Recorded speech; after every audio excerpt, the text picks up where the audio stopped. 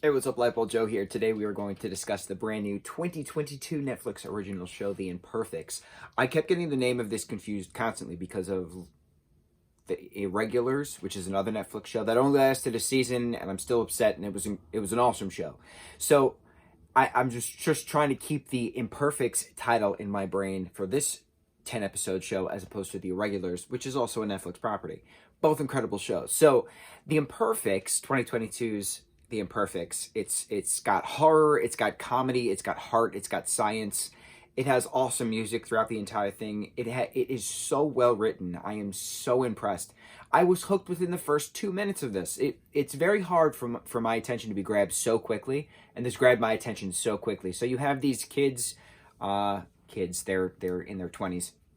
They suffer from AGDS, which is a genetic disease, and this scientist turns out this scientist Dr. Alex Sarkov, experimented on them when they were kids alongside Dr. Sidney to give them synthetic stem cells to regulate the AGDS, all this science stuff, which I don't 100% understand. I don't know biology all that well, or chemistry for that matter. So it's so well done, and the backstory of everything, who works with who when, and the double crossing and the blackmailing. Oh, it's wonderful. So these three main characters, Abby, her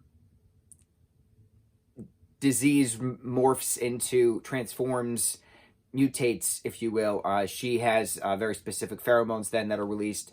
Juan, he turns into a chupacabra, and Tilda, she turns into a banshee, or she now has super hearing, and she can amplify her voice. Banshee. So it's a succubus, a chupacabra, and a banshee, and that's literally what the trailer is about. It's a punchline joke, and it's the three of them trying to find this doctor, and then when they find the doctor, matter of working with the doctor again to cure them, to put them back to human. But are they really human if they're monsters, and are they monsters if they're humans? The age-old, not all monsters do monstrous things. We all know and love that line from Teen Wolf, but it's amplified. They have a saying, not all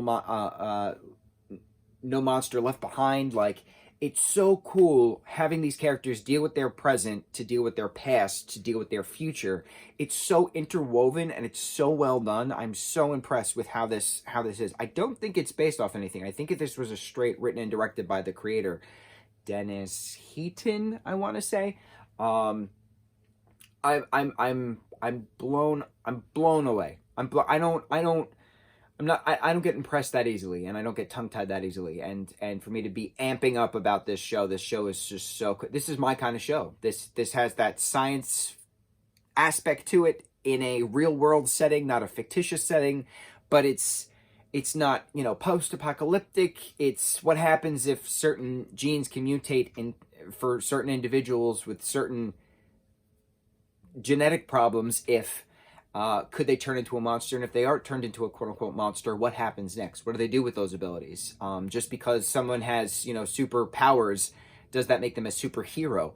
All these very intricate, self-reflecting questions. Loved it. A thing that I loved the most is how gorgeous the cast was, first of all. I loved that the main character, Abby, identified verbally as Ace. Doesn't happen that often. And to have that being brought into having a openly asexual character exploring feelings about certain individuals as well. Very modern, very cool. What else did I love? I loved that the actor who plays Juan, who is this Mexican-American kid, and the actor who plays Alex Sarkov, who is an Australian actor, they both have lisps. So to have these characters, these main characters, have imperfect speech in a show called The Imperfects, I was like, wow, this is so meta right now. And it's so cool to see that, because it's not hindering anyone's performance. It's not hindering speech. It's not hindering, the movement of the story. It's just these particular people have this way of speaking, and they were casted in these roles, and they did an absolutely phenomenal job with it. So to have imperfect speaking, I'm using air quotes on that, imperfect speaking, there we go, people playing these characters in a show called Imperfects, it was just so wonderful. I don't know if that was intentional, but the cast was just absolutely phenomenal. Everybody did an incredible job. And the last 15 minutes was an epilogue of 3 months later. And it gives us so many what ifs and what happens next. And what happens if the cure is not actually permanent. What happens next in everybody's lives. Oh, freaked out. I binged this so quick. I'm very proud of myself for getting up at 4 a.m. most times to do this before work. So well done. Cannot wait for season 2.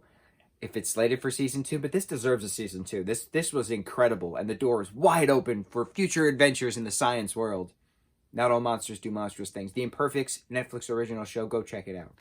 Mucho mahalo.